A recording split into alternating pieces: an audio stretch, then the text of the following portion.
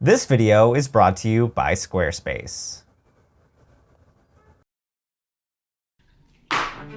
If you've ever seen a Broadway show, you've probably seen one of these. Out of 41 Broadway theaters in New York City, every single one of them only hands out playbills. But have any of us ever stopped to ask why? The fact that Playbill is so widely used in New York is wild, especially considering that 20 years ago, it almost wasn't the case. This is a Stagebill.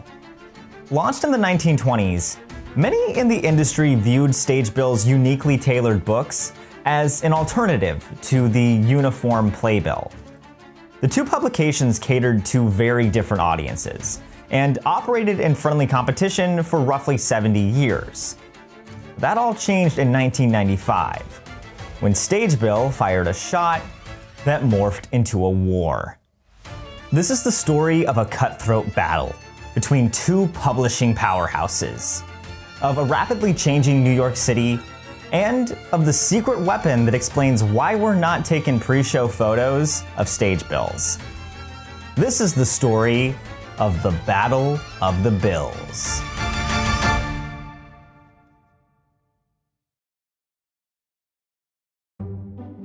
Poor Crangus McBasketball. For years, he's been trying to sell his old show programs, but nobody's buying.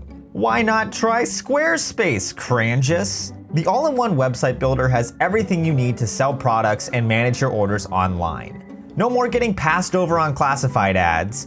Squarespace's newsletter blocks help you catch new customers who are curious about your store. And email campaigns keep them in the know anytime there's a promotion or new listing. All presented with stylish templates that make your goods look great. Check out squarespace.com for a free trial, and when you're ready to launch, go to squarespace.com/waitinthewings to save 10% off your first purchase of a website or a domain. Where do playbills come from? Much like packaged hot dogs or cookie sample trays at Panera, playbills just kinda show up. But before these little magazines find their way into the hands of excited Broadway fans, their journey starts here, next to a deli in Queens. Now this is the Playbill printing plant. On average, this single factory prints about 1 million playbills a month. Meanwhile, 5 miles and 1 river away, a team of writers and editors works around the clock to fill these pages with articles on all things Broadway. But Playbill wasn't always the empire that they are today. All right, I found this on eBay, and I'm extremely nervous to handle it. This is a 150-year-old theater program from the Madison Square Theater in New York City. As you can tell, it was pretty boring. It is 4 pages, and it only gives you the essentials. It gives you the show's title, the cast, and the act breakdown. Oh, it also throws in some self-congratulatory back padding about how beautiful the theater is. But where others saw a run-of-the-mill program, a 21-year-old advertising man named Frank Vance Strauss saw prime real estate. People who went to the theater in the late 1800s were typically rich, and they had nothing else to do before a performance except read the program. Strauss wanted to capitalize on this captivated audience, so he offered to make a new program for the Madison Square Theater completely free of charge. I'll admit, this sounds like a terrible way to run a business, but Strauss knew he could make a ton of money on the programs by selling ad placements in them. As the years passed, Strauss's simple leaflet turned into something that more closely resembled a magazine, like this. The creatively named Strauss Magazine Theater Program marketed itself as all wheat, no chaff. Whatever that means. They promised that every reader was a high-class purchaser and a probable buyer of company's wares. Sure enough, the pages filled up with ads for anything and everything. On one page, an ad for hair goods. On the next, an ad for Philadelphia cream cheese. Headache medications hid below calls for the suffragette movement. High-end hats sat on top of classifieds declaring, "We don't sell dogs." Soon, the booklets also started to present short articles on important issues of the time, like the latest fashion trends, Mark Twain, or the benefits of whipping your children. For the next 20 years, Strauss's publication grew in popularity and underwent countless names until finally, in 1934, Richard M. Huber, Strauss's successor, gave them a name that stuck: the Playbill. By the end of the 30s, Playbill printed over 16 million programs for nearly every major playhouse in New York City, a reign they enjoyed virtually unchallenged. Until the 90s, that is. All right, quick history time.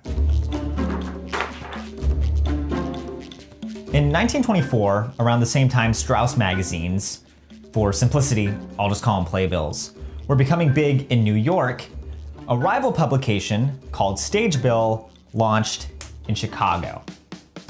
One of the best ways to understand the rivalry between Playbill and Stagebill is to think of the two as competing mafia families. Part of what keeps theater programs free in the United States is that publications like Playbill and Stagebill foot the, well, bill. The publications not only pay to produce the programs, but they also pay the landlords to hand them out in their theaters.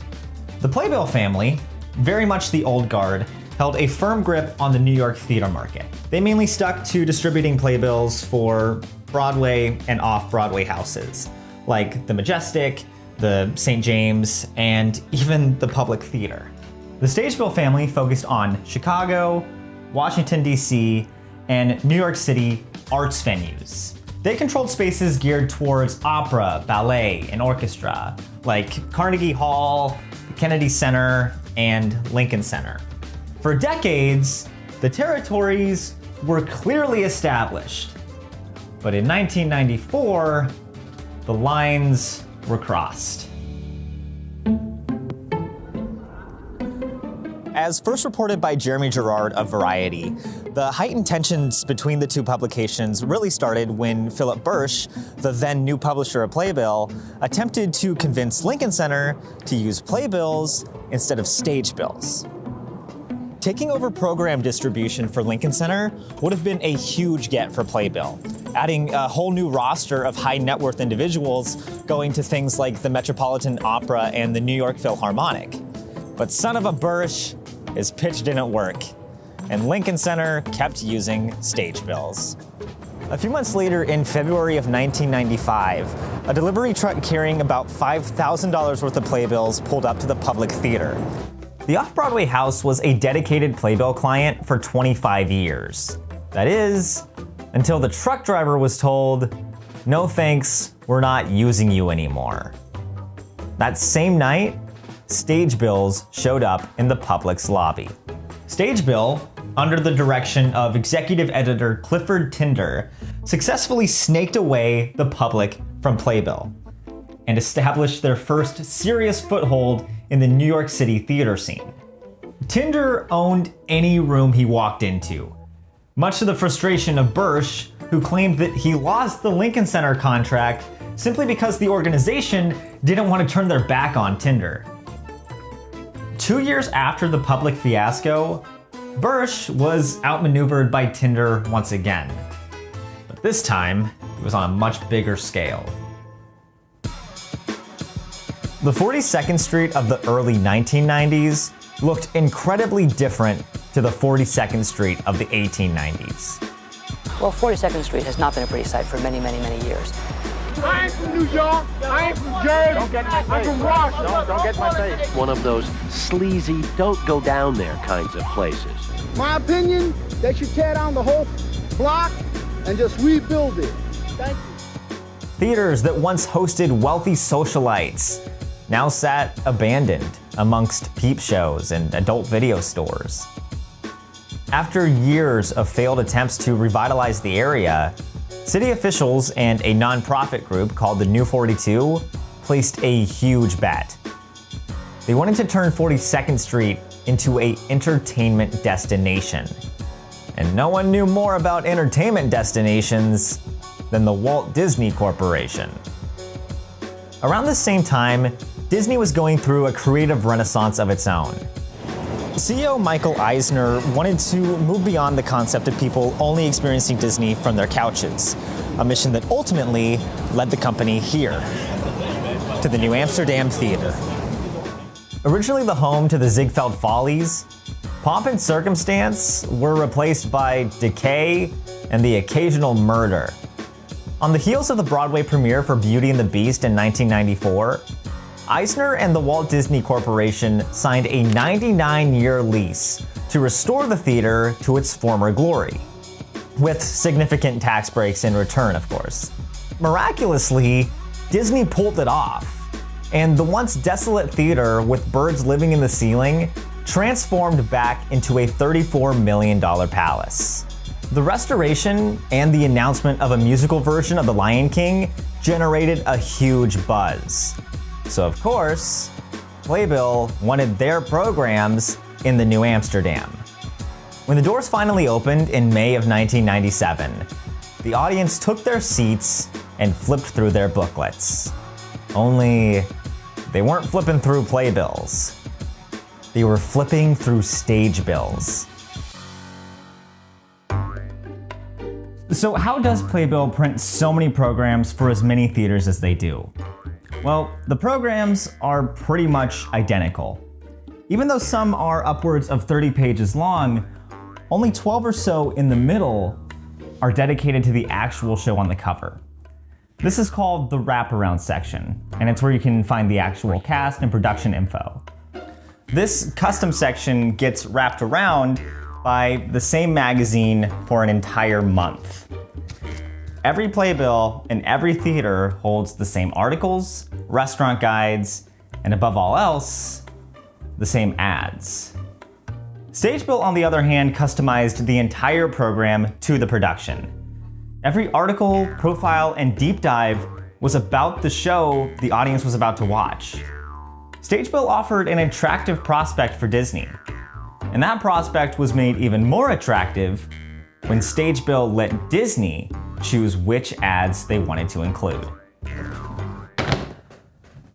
I promise I'm not hoarding these. I'm just getting ready for next year's Kickstarter. What do these three playbills have in common? Okay, it's kind of a trick question.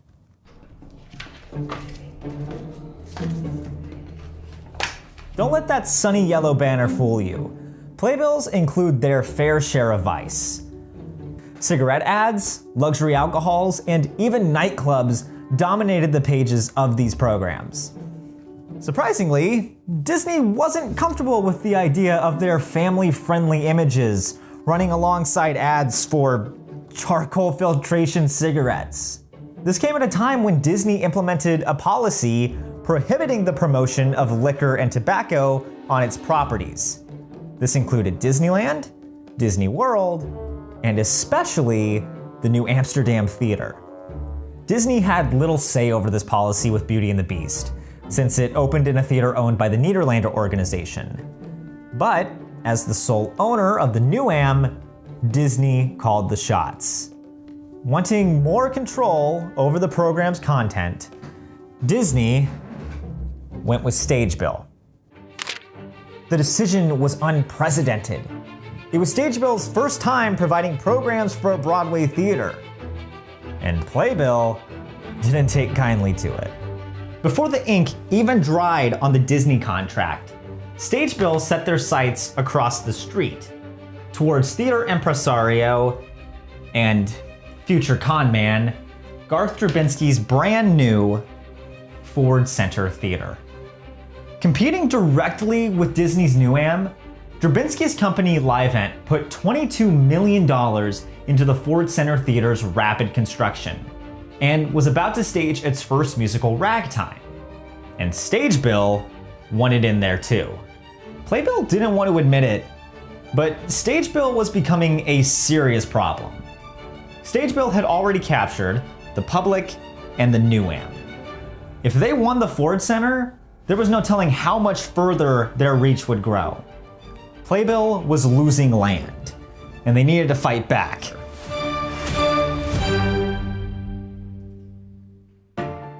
As much as Birch envied him, there was no denying that Clifford Tinder was the heart and soul of Stagebill. In an article on Playbill, Birch recounted the first time the two met in person, saying, "I jealously watched him be greeted and share warm moments and inside jokes during the cocktail hours. I saw Stagebill differently from that day forward. Stagebill wasn't a company, it was a person. I was certain that if I could hire Cliff, I could get Lincoln Center." After Tinder's tactful negotiation, the first Stagebills made their way into the New Amsterdam Theater in May of 1997. He joined the Playbill team 1 month later. Tinder's recruitment drastically changed the tide of the Battle of the Bills. Not only did Playbill gain a charismatic negotiator, they also got his address book. Despite a couple huge tactical wins, Stagebill was on unsteady ground. The publication's owner, Prime Media, had listed them for sale earlier that spring. In a New York Times article, Prime Media stated that the theater programs were too niche of a product that just didn't fit with their other businesses, like 17 Magazine and the school news program Channel 1. Negotiations for Livent's Ford Center program provider picked up in the fall of 1997. Much like Disney, Livent didn't love the idea of not having control over their program's content. And as one of the leading car manufacturers, Ford didn't want other car companies showing up in the programs at their theater. Plus, with Livent's intense competition for Broadway supremacy, it's safe to assume they didn't want to shine a light on any show other than ragtime. Once again, the theater viewed Stagebill as the only logical decision. But then, Playbill launched a sneak attack. Playbill didn't make money from ads alone. They also charged for extra services, like printing covers in color instead of black and white. In late 1997, Playbill added another extra service to their catalog. When you look at this, it appears to be a regular old Playbill. But there's one thing that makes it entirely different. This isn't a Playbill. It's a showbill. For the first time ever, the Playbill company's showbill service granted theater owners the chance to completely customize their programs. The publisher offered to swap out the stories found in every other Playbill with deep dive articles and profiles written specifically for the shows or companies that purchased it. Instead of a 12-page wraparound, they'd get the whole magazine. But why did they have to change the name? Well, remember how we talked about the way every Playbill is the same? Well, according to Philip Birch, Playbill didn't want advertisers showing up and rifling through the program, confused as to why their ad wasn't there. This little 4-letter change meant that advertisers couldn't get upset if their ads weren't in the program. Advertisers paid to be in a Playbill, not a showbill. However, unlike those other traditional programs, custom showbills meant the theaters had to pay for them. Like, really pay. According to Backstage, a showbill in the late 90s cost the theater approximately $1,300 a week, compared to the free-to-the-theater Playbill. When audience members entered ragtime right across the street from the New Am, they did so with a Playbill-created showbill in their hand. But Playbill wasn't done yet. In November of 1997, Playbill signed a contract to distribute 65,000 Playbills a month to the Schubert Theater in Chicago. This gave Playbill their own foothold in Stagebill's home turf. That foothold grew even stronger when Playbill provided programs to Livent's newly renovated Nederlander Theater, then called the Ford Oriental Theater. Playbill started expanding faster, distributing programs to Los Angeles, San Diego, San Francisco. Meanwhile, back in New York, Clifford Tinder put his connections to work for Playbill's newly formed Classic Arts program, a division created solely to woo Stagebill's bread and butter clients, the New York opera, ballet, and orchestra venues. Just 4 years after Bursch jealously stared at Tinder at a cocktail party, Playbill announced their first major New York client with Classic Arts. It was the Lincoln Center, specifically the Metropolitan Opera. From there, things only got worse for Stagebill. In January 2001, Disney chose not to renew their contract with Stagebill. Instead, they went with the show bill. This move completely erased Stagebill's presence from Broadway. Playbill kept picking off more and more of Stagebill's high-profile clients. As a result, Stagebill's territory and cash reserves shrank.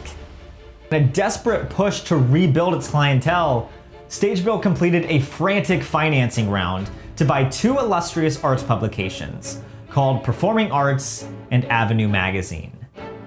But come 2002, it was already too late. Stagebill was already ending partnerships with several small Chicago theaters. They just couldn't afford to print the programs for them anymore. A few months later, in May 2002, Carnegie Hall, a loyal Stagebill client since 1977 and their last major contract, defected to Playbill. Stagebill, a 78-year-old institution, went bankrupt the following month. On June 7th, 2002, it was announced that the publishing rights to Stagebill were acquired by Playbill.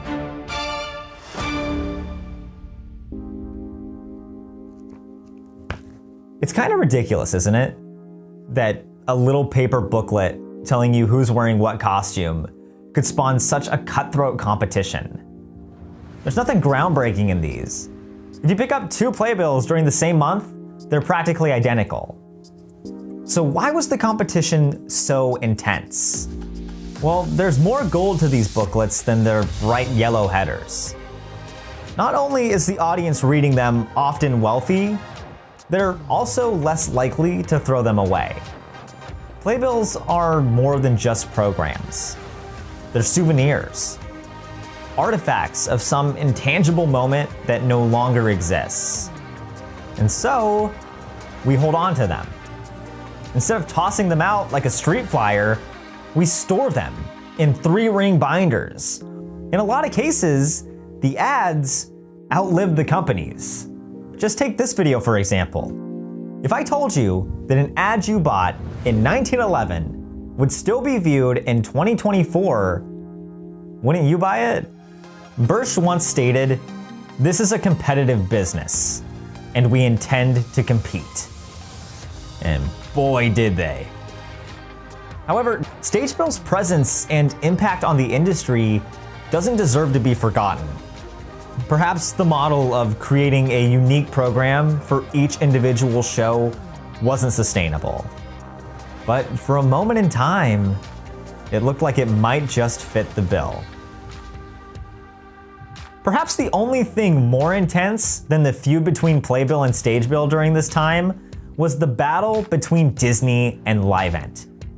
Click on this video to learn more about Livent's wubbulous attempt to take on Disney with the Dr. Seuss musical Seussical, and support us on Patreon to help us continue making these documentaries.